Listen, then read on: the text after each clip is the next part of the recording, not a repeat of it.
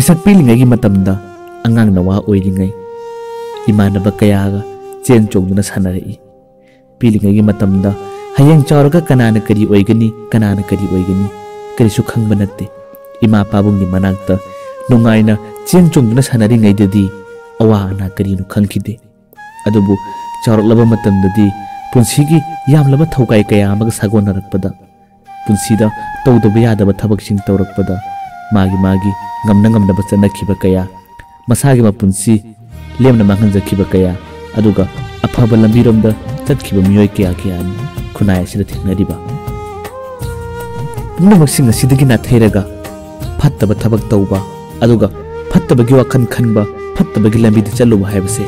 hayeng tungkoina aikhoina afaba lambida lalaba matam phawda hanagi phattabagi wakhan singado loinaruba tinaruba singadugi wakhan da chukidana अखोइबु फना उब ngамखिदे हाइबसे ngasi wadi amatang semjage तैबंग पांसिदा लेदिबा मियोसिंग asibu wadana hingningba kanabu yaramgani loina nungain hingning mangaktin wadana hingliba mahaksu nongmadi nungairakani haibagi asada hinglibani adubu punamaksinga asigi mathakta nungaiduna leiriba kanagumba amadi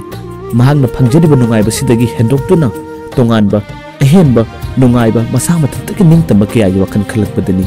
masagi mapunsi khangumthakta mangkiba aduga mahakna tungkona afaba lambida laklaba phawbada miyamna mahakpu phattaba mingchal aduna handana mangona ngangbikiba jaibikiba kayani prem pisak pilingedigi hawna mahakna ningjaba khudimak loina thungduna ta lakibani mahakna asima pami asima leibiyo haiba matamda mahakki mama mapana ngasi phawbada leirakidaba karimata yaukide mahakna haibana kolli leirakpana hankibani masibakna mahak yamna nungaina yamna kethok mangthokna leirakhiba nupani mahakna class 10 lorakpa matamda hanadi mahakki lekai gi mamanaba kaya punduna noktuna khedana leiminarambani adubu matam kharagi matungdagidi mahakki lekai gi mamanaba sing amata phaw punkidabani atopa masak khangdaba lam arap mamanaba kayani mahang loina rakhiba mahang tina rakhiba prem gi mama pana su prembu makhoi gi lekai gi mamanaba singa loina ba punmado kaya pamlamde kari gi pamtiba makhoi na khanjai mahaki machadi paisa paiba gi macha masu oibanina yamma tha wangmi singa pulhanningi aduna makhoi gi lekai gi mamanaba singa pundaba matamda su prem gi mama pado yamma harawrammi premna mahaki dayodu da thauraga atoppa lamgi mamanaba kaya gi punna matamda prem gi mama pase yamna harawjabani adubu matam khara leiragadi premna larik tambada thausaraktaba amadi yumda thenga halakpa kaya torakpada maki yumgi mama pasin khara chinaba horakki adubu machana honaliba thabak ase karino haibadudi chapchana phabadi ngamkide matam khara leiragadi lekai gi mising amadi atoppa lamgi misingna nimpu gangna lei prem mayai kabani chachare guli asina chingba kaya sinare haiduna nimpu gangna rakpado prem gi mama pana taki adubu asigumba phattaba paw singase maki lekai gi mamanaba singna takidana ba haiduna prem gi mama pado yam cheksinna lotlaga machabu manungda warakna honarakhi adubu phattaba thabak tawbasibu kayam kuina lotuna thamba ngamani prem gi mama pana manungda cheksinna warakjarabasu mahakna nisada hena laichukiba amadi guli kaya pokharakuna maram hoibuna mahak asidi masado ipa pasilakkiba amadi nungsa mangana thokpa ngamlaktaba joking amaga asum lengdana leiba kaya do lekai mising amadi atopa prem ga tinara mamanaba singi mama pana khalakpadagi prem ga loina danaba makhoi manaba sing aduda mama pa sing aduna su warakpa horakki prem gi mama pana su prembu amokhanna adukuma phattaba thabak sing ado tawtanaba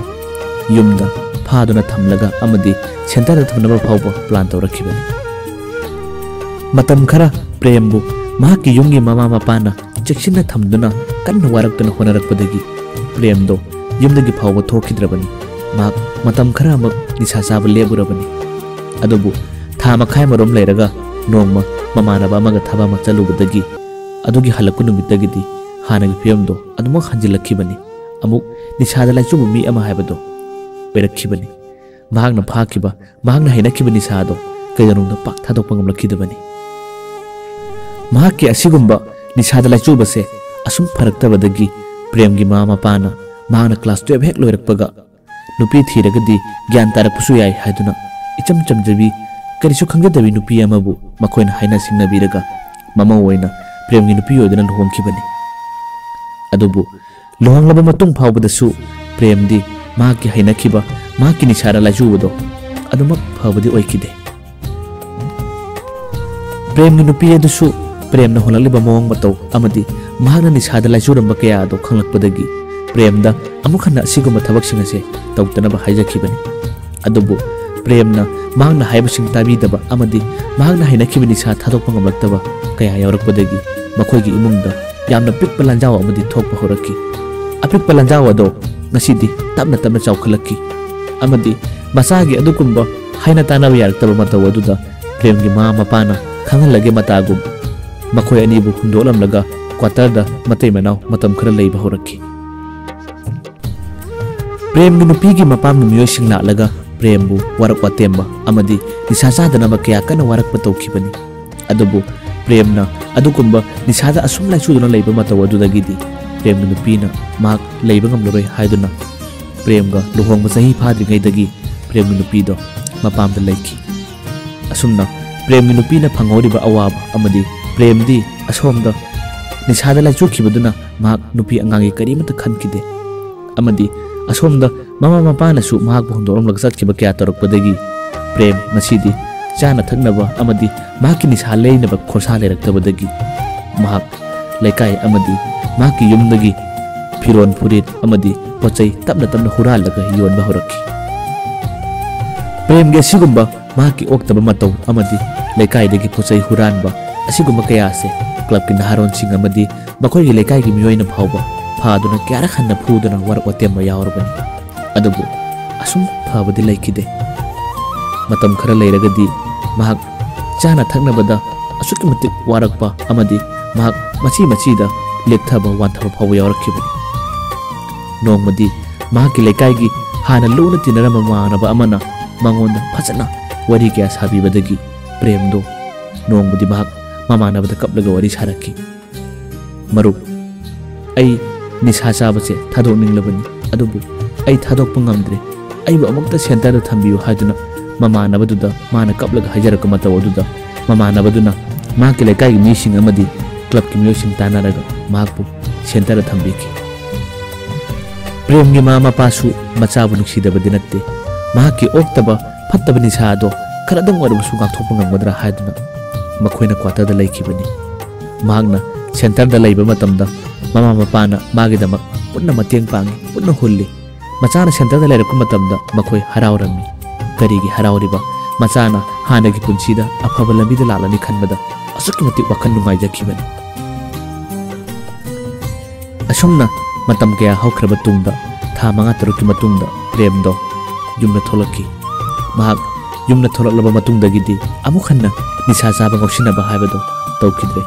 mahakki mama pasu asukmati harau jarami machana asumna gyan tarakpasi ubada mama papa amadi prem chattuna mahakki nupibu amukhana laknaba haijarubani adubu premgi nupidudi mahakti amukhana leiraroi haidana pau hairaki pau se tabada prem asukmati thawai nungai kidi kyara khanna nir ahumlo chalaga haijakibani adubu mahakki nupidudi amukhana lakpa ngamlaroi haidana hairakpadagi premdo thawai yamna chakibani karigi chakliba mahakna phattaba thabak kya tawrubasina punamak oiribani haidana khalakku mikupta mahak asukimati waki mahakna asumna waringai gi mathak asida mahakki laikai gi manabasingna kumai harau lakka matamdasu mahakbu hekta kawrumda bijatkiba mahakna lakki hairudagasu makhoi thokpa prembu na thainaba honaramba kaya asida prem amuk kena thawai nungai kide amadi nong phadok mahakki laikai gi mamanaba amani ga hek mahakka pulurabasu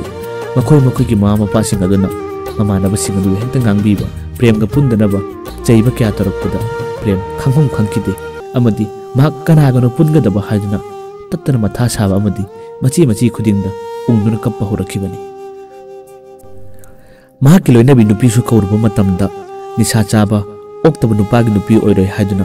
thina ngangduna chairakpagi ꯅꯨꯡꯉꯥꯏꯇꯗꯨꯅ ꯂꯩꯔꯤꯉꯩꯒꯤ ꯃꯇꯥꯡ ꯑꯁꯤꯗ ꯃꯍꯥꯛꯀꯤ ꯂꯩꯀꯥꯏꯒꯤ ꯃꯃꯥꯟꯅꯕꯁꯤꯡꯒ ꯄꯨꯟꯕ ꯃꯇꯝꯗꯁꯨ ꯃꯈꯣꯏꯒꯤ ꯃꯃꯥ ꯃꯄꯥꯁꯤꯡꯅ ꯄ꯭ꯔꯦꯝꯒ ꯄꯨꯜꯍꯟꯅꯤꯡꯗꯕ ꯑꯃꯗꯤ ꯃꯍꯥꯛꯄꯨ ꯊꯕꯛ ꯏꯪꯈꯥꯡ ꯆꯠꯄ ꯃꯇꯝꯗ ꯀꯧꯕꯤꯔꯝꯗꯕ ꯑꯃꯗꯤ ꯃꯇꯣꯝꯇ ꯅꯥꯏꯇꯣꯝ ꯇꯥꯅ ꯊꯝꯕꯤꯔꯝꯕ ꯀꯌꯥ ꯑꯁꯤꯗ ꯄ꯭ꯔꯦꯝ ꯉꯁꯤꯗꯤ ꯃꯆꯤ ꯈꯨꯗꯤꯡꯗ ꯎꯪꯕ ꯑꯃꯗꯤ ꯊꯋꯥꯏ ꯆꯥꯛꯄ ꯀꯌꯥꯅ ꯃꯁꯥꯗꯣ ꯉꯥꯛꯇ ꯐꯥꯎꯕ ꯂꯩꯇꯥꯅ ꯂꯩꯕ ꯉꯝꯈꯤꯗꯕꯅꯤ꯫ ꯅꯣꯡ ꯐꯥꯗꯣꯛ ꯂꯩꯀꯥꯏꯒꯤ ꯄꯣꯠꯆꯩ ꯑꯃ ꯃꯥꯡꯕ ꯃꯇꯝꯗꯁꯨ ꯄ꯭ꯔꯦꯝꯅ ꯂꯧꯔꯝꯒꯅꯤ ꯍꯦꯛꯇ ꯇꯥꯏꯅꯕꯤꯕ, ꯀꯅꯥꯒꯨꯝꯕ ꯑꯈꯪꯕ ꯈꯔꯅꯗꯤ ꯄ꯭ꯔꯦꯝ ꯒ꯭ꯌꯥꯟ ꯇꯥꯔꯕꯅꯤ ꯍꯥꯏꯈꯤꯕ ꯃꯇꯝꯗꯁꯨ ꯀꯗꯥꯏꯗꯒꯤ ꯇꯥꯕꯅꯣ, ꯍꯥꯟꯅ ꯐꯥꯈꯤꯕ ꯏꯁꯩꯕꯨ ꯀꯅꯥꯅ ꯀꯥꯎꯕ ꯉꯝꯗꯣꯏꯅꯣ ꯍꯥꯏꯗꯨꯅ ꯍꯦꯛꯇ ꯄ꯭ꯔꯦꯝꯅ ꯃꯔꯥꯟ ꯁꯤꯕꯤꯕ ꯀꯌꯥ ꯇꯧꯔꯛꯄꯗꯒꯤ ꯄ꯭ꯔꯦꯝ ꯉꯁꯤꯗꯤ ꯑꯋꯥꯕꯒꯤ ꯃꯊꯛꯇ ꯑꯋꯥꯕ ꯍꯥꯏꯕꯗꯣ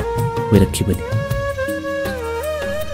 ꯊꯋꯥꯏ ꯆꯥꯛꯄ ꯑꯃꯗꯤ ꯈꯪꯐꯝ ꯈꯪꯗ꯭ꯔꯕ ꯄ꯭ꯔꯦꯝ ꯑꯗꯣ ꯉꯁꯤꯗꯤ ꯃꯍꯥꯛꯄꯨ ꯃꯕꯨꯛꯅꯤꯡ ꯊꯧꯒꯠꯄꯤꯕ ꯑꯃꯗꯤ ꯃꯍꯥꯛꯀ ꯂꯣꯏꯅꯕꯤꯅꯕ ꯃꯤ ꯄꯣꯡ ꯑꯃꯠꯇ ꯂꯩꯔꯛꯇ꯭ꯔꯕꯗ ꯄ꯭ꯔꯦꯝꯗꯣ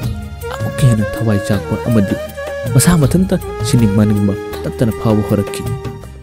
ꯃꯍꯥꯛ ꯀꯅꯥꯒꯅꯣ ꯄꯨꯟꯗꯣꯔꯤꯕ, ꯃꯍꯥꯛꯀꯤ ꯅꯨꯄꯤꯅꯁꯨ ꯃꯍꯥꯛꯄꯨ ꯃꯤꯔꯥꯏꯕꯤꯔꯦ ꯑꯗꯨꯒ ꯂꯩꯀꯥꯏꯒꯤ ꯃꯃꯥꯟꯅꯕ ꯀꯌꯥꯅꯁꯨ ꯃꯍꯥꯛꯄꯨ ꯃꯤꯔꯥꯏꯕꯤꯔꯦ, ꯃꯍꯥꯛꯁꯤꯕꯨ ꯍꯤꯡꯂꯨꯕꯒꯤ ꯀꯔꯤ ꯀꯥꯟꯅꯩ ꯍꯥꯏꯗꯨꯅ ꯇꯠꯇꯅ ꯈꯟꯕ ꯍꯧꯔꯛꯂꯕ ꯃꯥꯜꯂꯤ꯫ ꯅꯣꯡꯃꯒꯤ ꯅꯨꯃꯤꯗꯥꯡ ꯑꯃꯗꯤ ꯄ꯭ꯔꯦꯝꯗꯣ ꯃꯍꯥꯛꯄꯨ ꯃꯥꯡꯍꯜꯂꯤꯕ, ꯃꯍꯥꯛꯄꯨ ꯐꯠꯇꯕ ꯂꯝꯕꯤꯗ ꯂꯝꯖꯤꯡꯂꯤꯕꯁꯦ ꯃꯁꯤꯒꯤ ꯃꯌꯥꯏ ꯀꯥꯔꯕ ꯅꯤꯁꯥꯁꯤꯡ ꯑꯃꯗꯤ ꯃꯍꯥꯛꯅ ꯒꯨꯂꯤ ꯄꯣꯈꯥꯏꯔꯨꯕꯁꯤꯅ ꯃꯔꯝ ꯑꯣꯏꯗꯨꯅꯅꯤ ꯍꯥꯏꯕꯁꯦ ꯃꯁꯥ ꯃꯊꯟꯇ ꯈꯜꯂꯕ꯭ꯔꯥ ꯀꯔꯤꯅꯣ ꯈꯪꯗꯦ꯫ ꯅꯨꯃꯤꯗꯥꯡ ꯑꯃ ꯃꯍꯥꯛꯄꯨ ꯐꯠꯇꯕ ꯂꯝꯕꯤꯗ ꯆꯤꯡꯁꯤꯜꯂꯤꯕ ꯒꯨꯂꯤ 10-20ꯃꯛ ꯆꯥꯁꯤꯜꯂꯒ ꯄ꯭ꯔꯦꯝꯗꯣ ꯅꯨꯃꯤꯗꯥꯡ ꯆꯥꯛꯆꯥ ꯇꯣꯛꯄꯒ ꯃꯗꯨ ꯆꯥꯔꯒ ꯇꯨꯃꯤꯟ ꯇꯨꯝꯈ꯭ꯔꯦ꯫ ꯅꯣꯡꯉꯥꯜꯂꯛꯄ ꯃꯇꯝꯗꯗꯤ ꯃꯍꯥꯛꯀꯤ ꯃꯃꯥ ꯃꯄꯥꯅ ꯄ꯭ꯔꯦꯝꯕꯨ ꯄꯨꯡ 9 ꯇꯥꯔꯕ ꯐꯥꯎꯕ ꯇꯨꯝꯕ ꯍꯧꯒꯠꯂꯛꯇ꯭ꯔꯦ ꯍꯥꯏꯗꯨꯅ ꯆꯪꯂꯨꯕ ꯃꯇꯝꯗꯗꯤ ꯄ꯭ꯔꯦꯝ ꯑꯗꯣ ꯇꯥꯏꯕꯪꯗꯒꯤ ꯑꯗꯨꯃꯛ ꯊꯥꯗꯣꯛꯇꯨꯅ ꯆꯠꯈ꯭ꯔꯦ꯫ ꯃꯇꯧ ꯑꯁꯨꯝꯅ ꯄ꯭ꯔꯦꯝꯅ ꯃꯃꯥꯡꯗ ꯇꯧꯈꯤꯕ ꯃꯍꯥꯛꯀꯤ ꯐꯠꯇꯕ ꯂꯤꯆꯠ ꯀꯌꯥ ꯑꯗꯨꯅ ꯃꯍꯥꯛꯅ ꯇꯨꯡ ꯀꯣꯟꯅ ꯒ꯭ꯌꯥꯟ ꯇꯥꯔꯛꯂꯕ ꯐꯥꯎꯕꯗ ꯃꯍꯥꯛꯄꯨ ꯊꯥꯖꯕꯤꯕ ꯑꯃꯗꯤ ꯃꯍꯥꯛꯀꯤꯗꯃꯛꯇ ꯃꯕꯨꯛꯅꯤꯡ ꯊꯧꯒꯠꯄꯤꯕ ꯀꯅꯥꯃꯠꯇ ꯂꯩꯈꯤꯗꯕꯗꯒꯤ ꯃꯍꯥꯛ ꯃꯁꯥ ꯃꯊꯟꯇ ꯏꯀꯥꯏ ꯅꯨꯡꯁꯤ ꯌꯥꯅꯖꯗꯨꯅ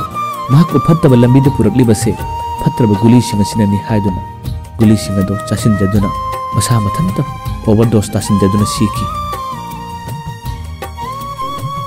ꯑꯗꯨꯅ ꯄꯨꯟꯁꯤ ꯍꯥꯏꯕꯁꯦ ꯈꯖꯤꯛꯇꯪ ꯁꯣꯏꯈꯤꯕ ꯃꯇꯝꯗ ꯑꯗꯨꯃꯛ ꯂꯩꯈꯥ ꯇꯥꯏ꯫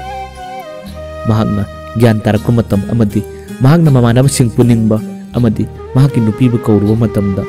ꯀꯅꯥꯝꯇꯅ ꯃꯍꯥꯛꯄꯨ ꯃꯁꯤꯡ ꯊꯥꯔꯛꯇꯕ ꯃꯇꯝꯗꯨꯗ